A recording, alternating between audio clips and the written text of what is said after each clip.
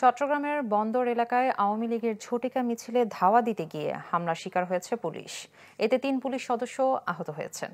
গতকাল রাতে বন্দর থানার সল্টগোলা ঈশান মিস্ত্রি হাট এলাকায় ঝটিকা মিছিল করে আওয়ামী লীগের কিছু নেতাকর্মী। এ সময় পুলিশের একটি দল তাদের ধরতে গেলে হামলা চালায় দলটির নেতাকর্মীরা। এতে এসআই আবু সাইদ রানা সহ ৩ পুলিশ সদস্য আহত হন। এদের মধ্যে ২ জন প্রাথমিক চিকিৎসায় কিছুটা সুস্থ হলেও গুরুতর আহত রানাকে ভর্তি করা হয় চট্টগ্রাম মেডিকেলে। পরে অভিযান চালিয়ে এ ঘটনার সাথে জড়িত সন্দেহে ১৮ জনকে গ্রেপ্তার করে পুলিশ। উদ্ধার করে বেশ কিছু দেশীয় অস্ত্র।